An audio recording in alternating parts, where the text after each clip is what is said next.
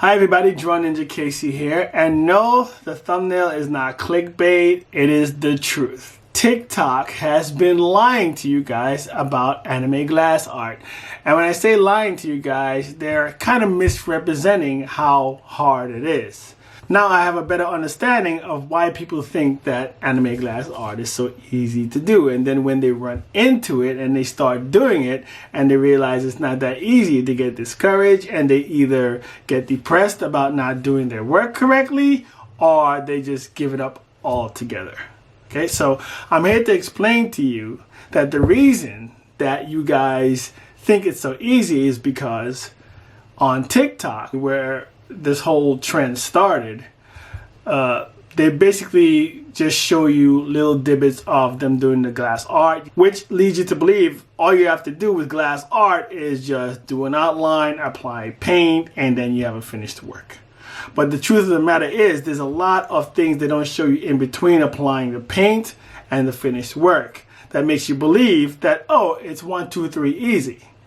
And that is the reason probably why you find it so difficult to do. So today I'm going to show you step by step what happens in between the beginning and the end stages and give you a more realistic expectations of your glass art process.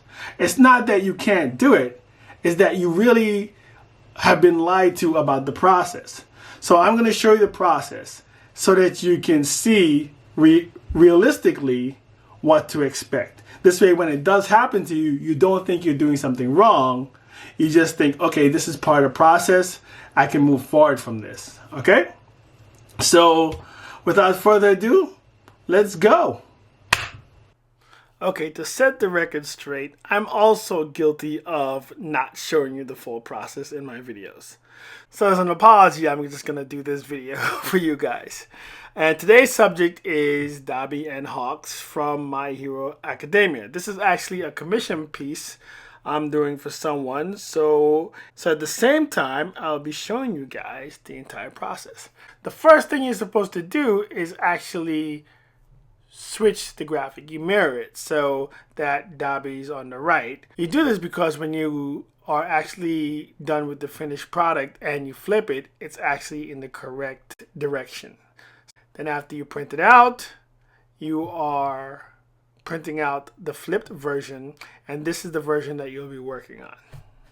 Your next step is to put your glass over the printout and tape it securely to the printout so that it doesn't move when you are doing the line work. This is a very important stage, so do it very carefully to make sure that the tape is correctly in a spot that you don't need to do lines over and secure it.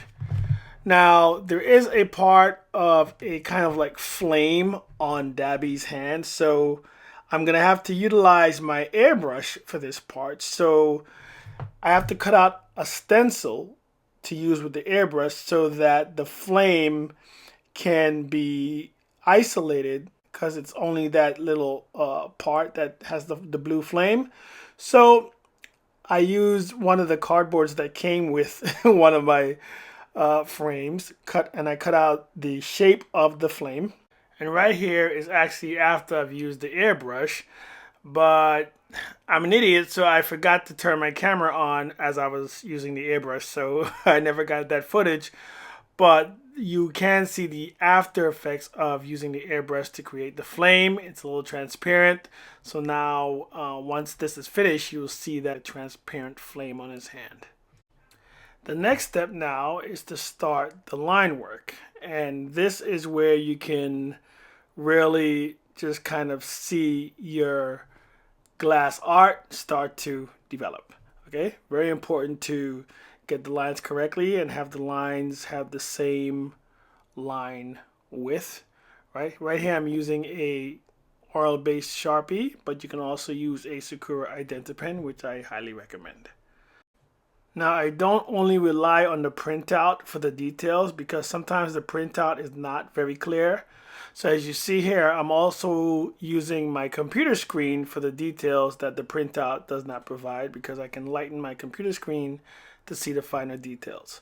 So not only am I working from the printout, I'm also working from the computer screen, and yes, it is perfectly fine to do that. Okay, so after you do the line work, there are a few things to expect. All right. First of all, remove the glass from the printout, right? And then you have your masterpiece of a line work right there. But what happens is, or what you don't see, and what you will see when you do your work, is that there's some parts where the lines are too thick. There's some parts where the lines didn't come out all the way, so I have to go in with my trusty oil-based Sharpie again to blacken the lines. And there's some parts where the lines are just a little messed up. So what I do is take an X-Acto blade to clean them up.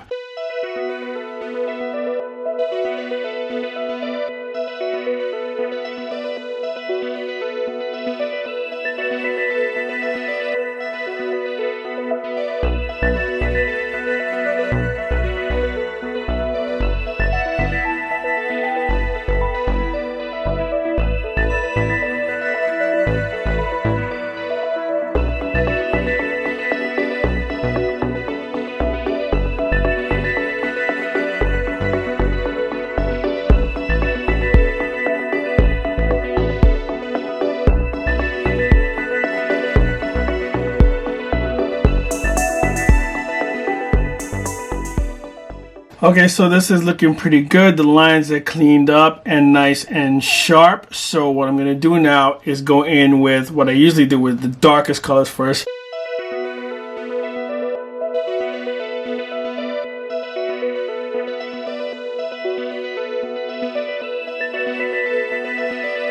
Okay, so you did the blacks, the black here, and you know, it looks pretty good when you first initially do it and you think your job is done. And this is where a lot of people make the big mistake. And this is what they don't show you in TikTok or in the TikTok videos, is your job is not done, because look at this. Once you pick it up, you can see that there's a lot of work still to be done, right? So let's turn it over to the other side and you see all the spots that are missing. That's what you need to do. I know when you're doing it, the spots really don't show up. But when you lift it and then you turn it around and you see that there's a lot of spots missing, you know you have more work to do. So it's basically an illusion whenever you're doing colors. And this will happen to every color. When you first put down the colors, you're going to think it's done or it's going to look done. But there's what they call the cleanup, and that's the parts that are missing. I don't know if you can see it here, but the parts that are missing, the holes that need to be filled, and so on and so forth. So you still have a lot of work to do. So what I usually do is tilt the glass to the side because I can see it much better, and either going with a brush or my squeeze bottle and fill in the holes and the missing pieces and all the little nicks and tucks that I need to do. And even the parts where I went over, I can go in with my X-Acto blade and scrape away. So I'm going to show you how I do that with the squeeze bottle. I'm just going to, I don't know if you can see it with the camera, but hold on a second, let me focus that. Let me focus it right. But there is a lot of work here to be filled in. So I'm going to try to zoom in a little bit so that you can get a better visual of what I'm doing and what I mean.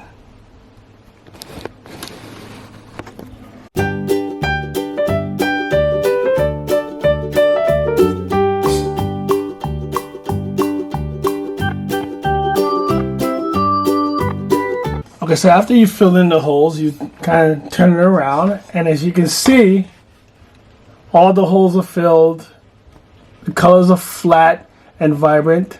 And now the other thing that you should expect is that when you're doing those fills, that you're gonna run into some little problems. Like right there, a little paint went over the line. So after this dries, I'm gonna have to go in with the X-Acto blade and scrape that away.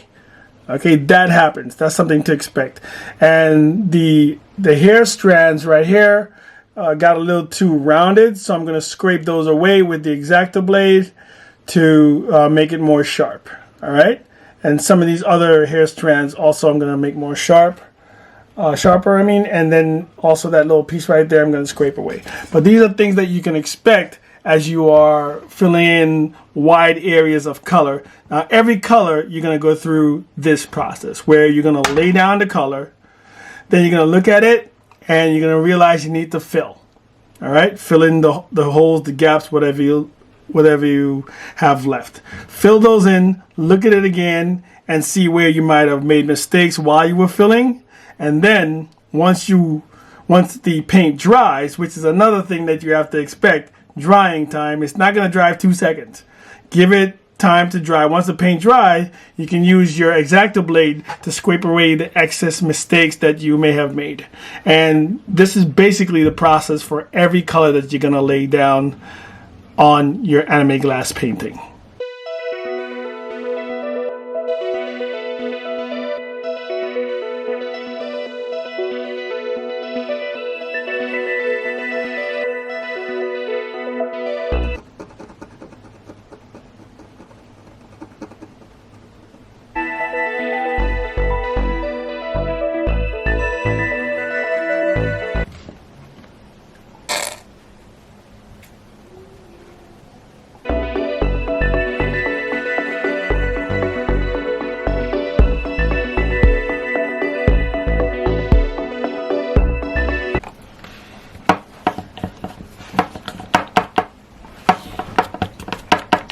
One important detail to remember is that although it looks like I'm putting down one color then rapidly moving on to another color, what you're not seeing is between every color that I put down, I stop the camera and I do the fill-ins and the cleanups.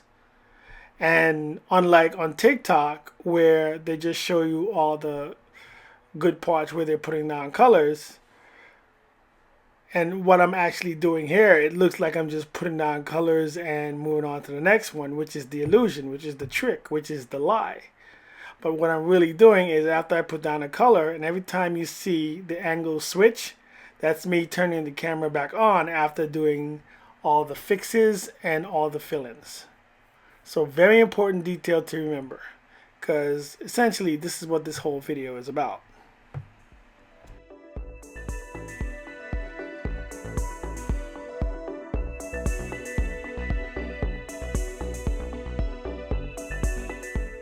So after you've done all your hard work and then flip it over to see your masterpiece, it is now time to put it back in the frame and admire it either on the wall or on a desk.